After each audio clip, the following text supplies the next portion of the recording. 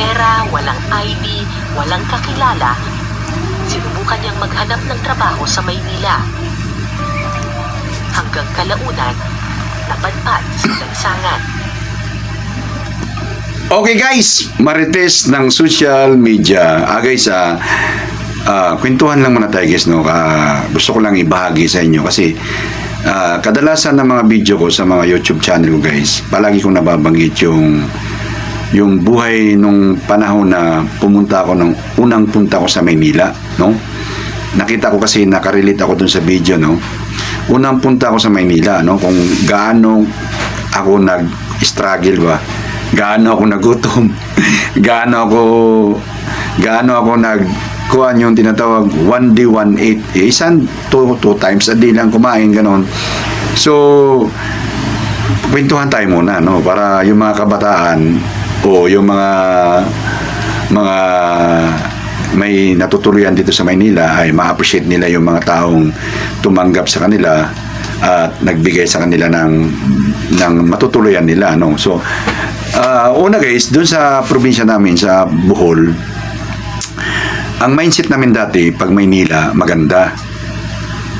Ang mindset namin dati pag makapunta ka lang ng Maynila, maayos na kalagayan mo. So yun ang naging mindset ko nung kabataan ko. Although dito ako pinanganak sa Maynila, no. So maliit lang naman ako, maliit pa ako dati, hindi ko alam ang buhay Maynila. Hindi ko nakabisado ang buhay Maynila, no. Although nasa kaisipan ko pa yung mga memory ko ng konti na lang na natira, no, kasi bata pa ako nung dinala ko sa probinsya namin sa Bohol, no. So kadalasan ang mga tao dun sa amin, once na umalis ka dun sa amin sa Bohol, ang mga mindset ng mga magulang na pag ang anak nila umalis na ng sa Bohol namin sa probinsya, talaga isa. Kunwari, alis na kami galing sa Bohol, pupunta ng Maynila, ang mindset ng mga magulang doon ay pera na padala. Magpapadala na yung anak nila. So, ganun din ako nung kagagraduate ko lang, akala ko ganun kadali. So, punta na ako ng Maynila guys, na hindi talaga ako inalalayan ng tatay ko nung panahon na yun at nanay ko, no. Binigyan lang ako ng baon na pera, no. So, mga naalala ko yun, may baon ako ng 2,000. Although malaki-laki na dati yan, 2,000 malaki na yun. Para sa akin, no, gagagraduate ko lang, hindi ako nakakahawak ako ng pera. Siguro pinakamalaki na yung 500, 600. So nakahawak ko ng 2,000, medyo malakas ang loob ko na umalis. At dala-dala ko yung 2,000 na pinaka-allowance ko at papuntang Maynila. So nung panahon na yun guys, ay barko pang sinasakyan namin, no, barko. So ang barko dati ay 3 araw, 2 gabi, ganon. Biyahe papuntang Maynila, no. Para sa mga kabataan to, para malaman nila. So pagdating ko sa Maynila guys, mayroon ako nakasabay na taga-kababayan din namin kasi balikan na galing sa Mayo, no, galing Abril, Mayo, nag-uuwian yung mga nagaling sa Maynila. Tapos magbabalikan ngayon yan pagkatapusan ng Mayo. So sumabay ako. Pagdating ko sa barko, hindi ko alam kung saan ako pupunta pagdating Maynila. Wala akong kausap kung saan ako babagsak. So sinabi ko dun sa isa kong kuha pre, baka pwedeng makisabay sa iyo pagkuhan.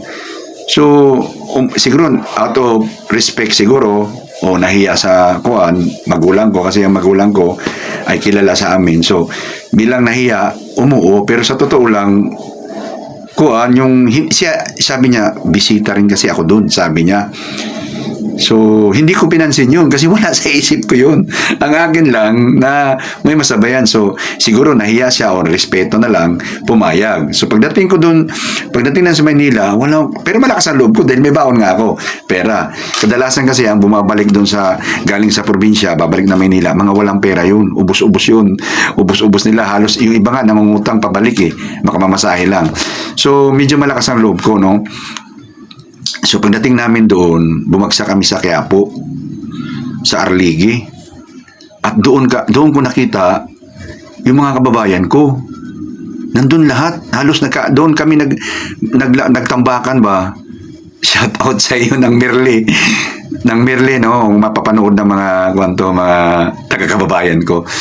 Meron, sigurado meron. So pagdating doon, ang dami namin. Tapos wala talaga akong alam guys na yung pagdating sa pagkain, nung una, nakikikain pa ako. Kasi wala na akong alam, nisente ako na iba na pala ang mundo na gagalawan ko noon. Hindi doon sa amin kasi kain na ako, uwi akong bahay, kain. Kumbaga, senyorito ang datingan. Pagdating pala sa amin nila ay tabla-tabla na. No, so nung kumain kami, siguro respeto, pinakain kami.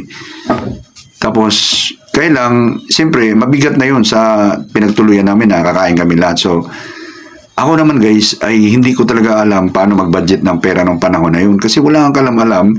Dahil galing ako sa nanay ko, tatay ko, na walang alam. So, yun, bumibili na lang ako ng pagkain ko sarili ko.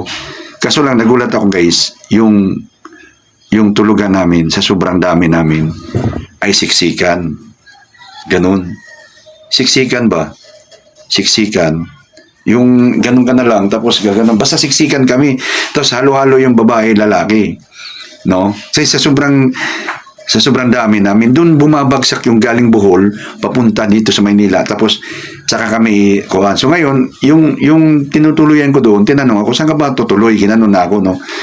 Sabi, hindi ko alam. So, nababanggit sa akin nandun pa ako sa Bohol na ang auntie ko daw, kapatid ng nanay ko, tatay ko, ay nandito sa Maynila, nakatira. So ako naman, dahil papanood ko sa mga pelikula na maganda ang buhay sa Maynila, para mga hotel, mga malaking bahay, yan ang nasa isip ko. So, sabi ko, pupunta daw ako kay auntie. Sabi ko, Auntie Victa ko ba? O sige, hatid kita bukas, sabi nung tinuluyan ko. So ayun, hinatid niya na ako. So ako naman, tuwan-tuwa na ako kasi ihatid na ako sa auntie ko, gano'n, ipiling ko. Pagdating ko sa auntie ko, masarap na buhay doon, maganda na buhay doon. At saka paubos na rin yung pera ko, no? So, pagdating ko doon guys, nagulat ako, kala ko anong pinasukan namin, kuweba? Kuweba ba? Parang kuweba ganun. Ang bahay, yung mga tagping bahay, mga kuwan-kuwan. Nagulat ako, sabi ko, ano to? Sabi ko. Wala akong reklamo kasi siyempre nakikituloy lang eh. Pagdating ko dun sa bahay ng auntie ko, grabe ang liit guys. As in, ang liit talaga. Ganito lang kalaki ganun. Tapos ang ilalim ay putik ang mga kuwan ba? Yung parang, yung bang kuwan ba? Yung bang tawag dyan? Yung agusan ng tubig, tapos nilagyan lang nila ng tabla para lang maging higaan. Tapos yung auntie ko, nung nakita ako, nabasa ko sa mukha niya ba na, bakit nandito yan? Kasi hindi naman ako nagpaalam sa auntie ko na pupunta ako sa kanila. Binanggit ko lang na, saan ka ba pupunta? Ano bang tutuloyan mo rito? Sabi ko sa auntie ko. Pero sa totoo lang, hindi niya alam. Hindi ako nagpaalam din. Diyan ako sa inyo. Siguro yung auntie ko, dahil nga kapatid siya ng tatay ko, nahiya rin bali, tinanggap ko. Pero, yun na nga, balikuan ba? Yung hindi talaga niya ako tanggap sa totoo lang. Na, kuan siya ba, na nagulat siya bakit nandun ako, no? So, dahil wala na siyang magawa, tinanggap niya ako. At, doon ko kuan ba, nalaman na wala palang silang CR. Tapos yung higaan ko ay bangko lang, yung upuan.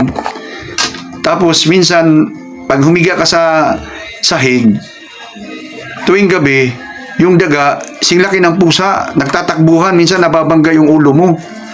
Tapos titingin na kayo ng dagang ganun. Unang-una, gulat na gulat ako. Hindi ako makatulog. Yung mga matakatagalan na, nasanay ako. Tinginan na lang kami ganun ng daga. Ganun yung kuan, grabe. Tapos, nung unang araw, sisiyara ko, tinala niya ako dun sa isang bahay. Akala ko yung bahay na yun, ay CR talaga ng pangkamaramihan. So, nung nataya ako ulit, kumatok ako. Ang kapal ng mukha ko. Kumatok ako, at sisiyara ko. Gumanon yung may-ari. Hindi naman dito ang CR nyo sabi niya. Ha? Di na-realize ko, hindi pala dito. Akala ko, yung ganun ba? Akala ko sa kanila yung pangaramihan. Tapos yung isa kong pinsan na babae, Yung isa kong pinsan na babae, tinanong ko, saan daw ang CR? Kasi hindi na pala CR. Sabi niya, binisaya niya ko, kapal na mukha mo eh. Hindi, wala naman tayo CR eh. Ganun siya, parang pasgalit na salita ba? Anong walang CR? Sabi niya. Magbalot ka dyan. Putos ka dyan. Sabi ganun, Bisaya ba? Putos ka dyan. Anong putos? Sabi ko. Yung pala, yung e-bags mo, ay babalutin mo, sabay mo itapon sa gabi. Parang guwan. Yung cowboy. No, yun ang naging karanasan na kuan ko guys, yung parang talaga na culture shock ako guys. But still thankful ako sa hindi ko napahabaan guys no. Gusto ko lang i-remind kininto ko to para lang malaman na hindi ganun basta ang buhay dito sa Maynila. Baka kasi yung mga nasa probinsya, inisip nila ang sarap ng buhay dito sa Maynila. Masarap kung ang tutuluyan mo ay may kaya. May kaya, masarap ang buhay, may kuha, okay lang, masarap, matutuluyan mo, welcome ka, walang problema. But still, kung hindi ka, wala kang matuluyan, kawawa ka rito sa Maynila, no? So, kinikwento ko to para maging aware yung kabataan. Kasi marami sa amin, mga kababayan, na pumunta ng Maynila, dati kasi guys, exploited yung mga Bisaya eh. Exploited ba? Dinadala rito sa Maynila, wala kami kilala, walang matuluyan. Kadalasan sa mga inchik kami napupunta, kaya minsan walang pasahod o kaya konti ang pasahod o kaya underpay kami. Wala kami magawa kasi wala kami matuluyan, no? So yung mga tao namang mga kababayan namin na medyo nakaka-posisyon dito sa Manila, may bahay, yun ang tinutuluyan. At saludo ako, lalo na yung binanggit ko sinang Merle, saludo ako dahil akala ko, kuan ba, yung ganun kadali na tatanggap ka ng bisita. Ang dami nilang bisita doon eh. Bawat darating sa galing probinsya, doon nagtatambakan sa kanila. At akala ko naman, ganun ang set up palagi. Pero hindi pala. Out of kindness pala ni Nang Merle yun. Yung kanyang ginagawa. Hindi pala yun na kuhan. Kabutihang loob lang talaga niya na ginagawa niya yun, na tinatanggap niya yung mga galing sa probinsya dahil wala kami matuluyan dito. At yung iba na may mga kababayan guys ay kuhaan talaga, naabuso ng ibang mga kuhaan, no? Na hindi napapasahod na maayos at yun na nga, kinukulong. Kaya pagdating, hindi kinukulong, yung parang hindi makaka-diop ng basta-basta kasi nga walang pera, pangalawa, walang alam sa Maynila. At pag uwi sa probinsya, na puting-puti, gwapong-gwapo, akala namin ganun kadali, din sa Maynila, no? So, yun iba naman, yun na nga, yun na kailangan pahabain guys, gusto ko lang, hindi ko pahabain na kasi hindi magkakasya na, hindi napapayagan ng Facebook. Gusto ko lang i-remind na nung panahon ng mga Bisaya dito sa Maynila, walang matuluyan, walang kainan, walang matuluyan, ay naaabuso dati, no? Na-exploit ang mga Bisaya dati. Yan ang history ng mga Bisaya. Kaya minsan minamaliit kami dati mga Bisaya kasi siyempre wala kami matuluyan dito, wala kami pupuntahan, kaya kung ano yung naka-offer lang na sweldo ibibigay. Sabi ko nga, naikwento ko na dati na ang sweldo ko dati mula alas 8 ng umaga hanggang alas 10 ng gabi, naging rumboy ako, ang pinasahod sa akin 80 pesos. Isipin nyo yan. Chinese. Nung kami na-exploit mga Bisaya guys, no? Excuse me sa mga Chinese-Filipino, no? Chinese-Filipino.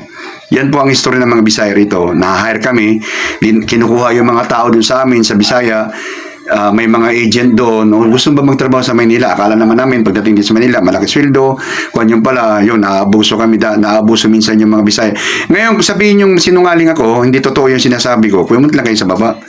Pero yan ang katotohanan. Ako mismo nakapag-experience ako nung pumunta ako rito at nagulat talaga ako. Sabi ko, paano?